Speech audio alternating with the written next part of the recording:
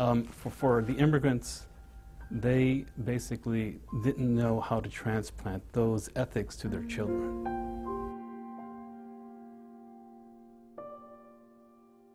In order to dive deeper into the melting pot and more fully understand the relationship between Muslims and America, we should know more about the history of Muslims in America. The history of Muslims in America goes back a long way. Many people may be quite surprised to learn that there were Muslims in the land we now call America before the European explorers, and certainly before the English colonists. Muslim geographers and historians were mapping the Americas long before Christopher Columbus. In 1513, Piri Reis brought together a number of maps and information from early explorers. And it is shocking to see that he actually has the accurate longitude and latitude. He actually draws a map of the South American coastline. This is in 1513, and Columbus never reached this area.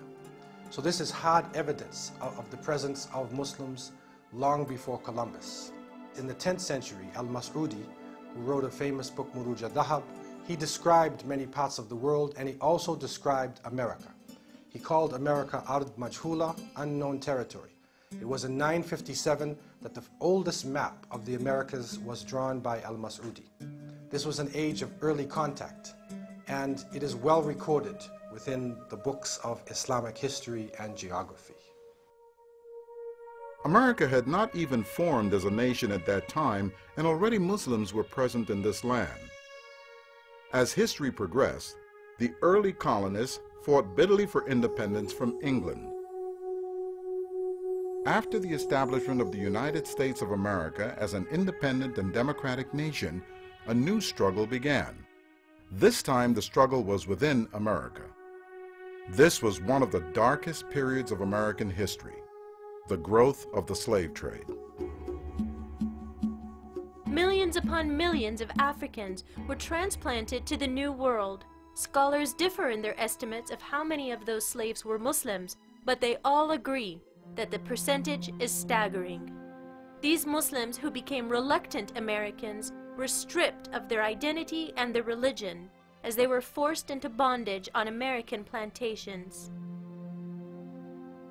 The majority of slaves who came to North America came from places that were Muslim then and are Muslim today.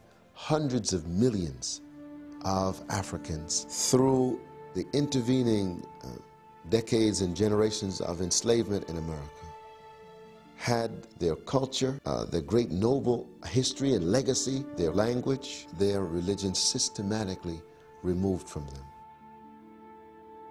Over the decades, however, slaves began to lose their knowledge of their religion as well as their ability to practice their religion.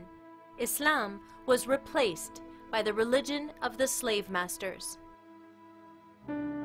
It was only in the early 1900s that African Americans began to research their African roots and discover their Muslim roots.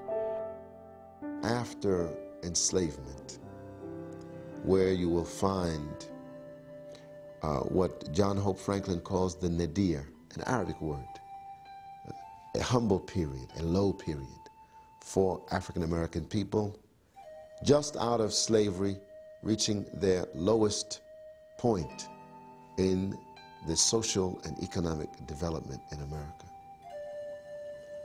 And around this time, a man comes on the scene in the early 1900s, Marcus Mosias Garvey. Proto-Islamic groups like the Marcus Garvey movement and the Moorish Science Temple, established by Timothy Drew Ali, appealed to thousands of African Americans who were trying to rediscover their lost heritage. In that Garvey movement, we find a man, Elijah Poole, born in Georgia, who joins the UNIA, who we see pictures of him in the regalia, in the uniform of the UNIA.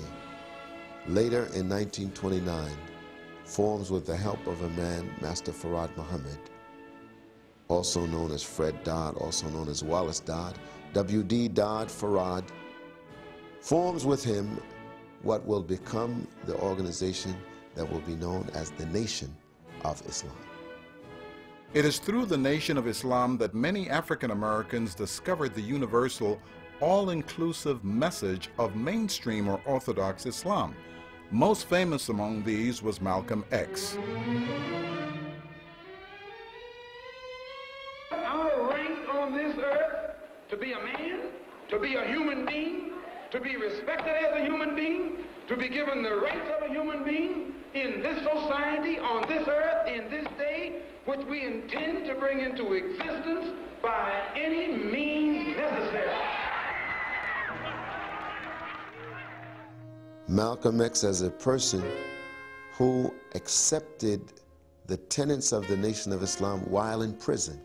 But his pledge is that he will tell the truth about the condition of African American people and about the lies that have been told to them from the white majority. That message holds true for him through his evolution as a Muslim. That within the Nation of Islam, he was a radical speaker of truth about the condition of African Americans, which made him a hero even though many people did not accept the theology of the Nation of Islam. Ultimately, Malcolm X's unyielding search for truth leads him to a broader understanding of the universal message of Islam. He performs the pilgrimage to Mecca and conveys back to the American people that Islam is a brotherhood of all races. Malcolm X's legacy is an important one for American Muslims, as it is an inspiring story of how Islam and Malcolm's unyielding search for truth helped him see past racism and see humanity as a brotherhood.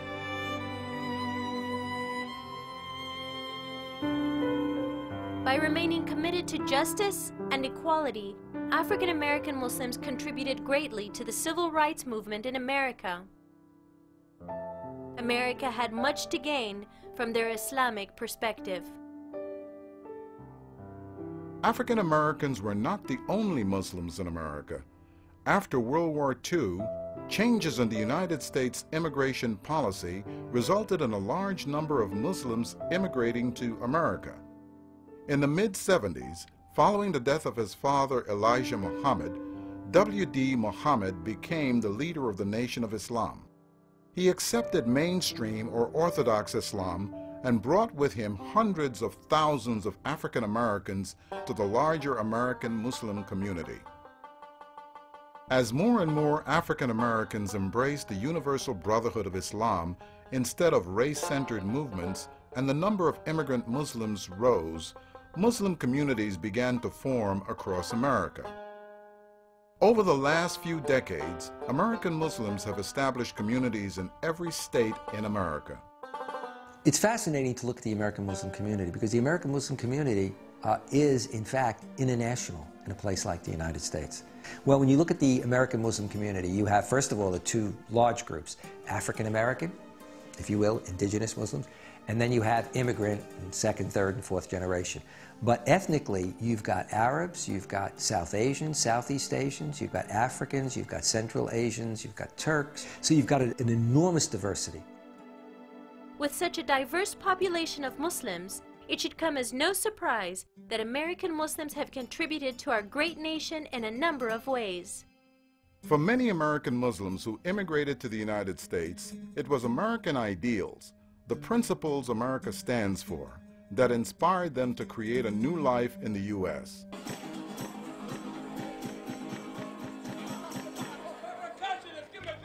One of the reasons why my father came to this country was, of course, like many immigrants, to live the American dream. And I think most immigrants heard of this great country, America, and the different things and different opportunity, and especially with the Industrial Revolution and Henry Ford and the number of job opportunities that were available. So I think like any other immigrant, they seeked an opportunity to advance themselves and left their homelands, even left my mom behind to come here for a better opportunity. And as it turns out, indeed, it was the promised land. So once he was established, he brought my mom over here and then began raising a family and worked for Ford Motor for 36 years. American Muslims contributed to America as slaves, with their blood, sweat, and tears.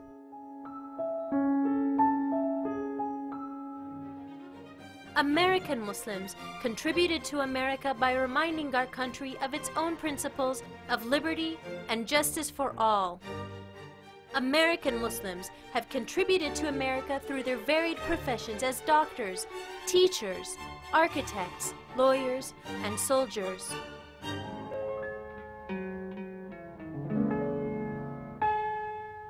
American Muslims have also contributed to America by making the ultimate sacrifice, putting their lives in danger in order to protect their country.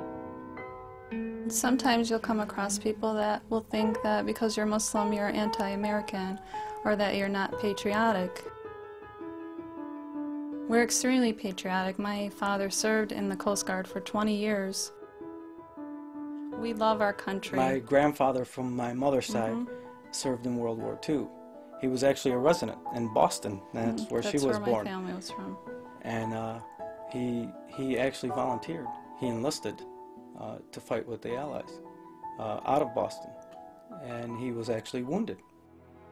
Throughout their long history with America, American Muslims have sacrificed and contributed a great deal to the benefit of our country. As believers in the faith of Islam that teaches peace, brotherhood, and unity, and as citizens of a great nation that teaches democracy, equality, and justice, American Muslims live in harmony with their beliefs, their nation, and their neighbors.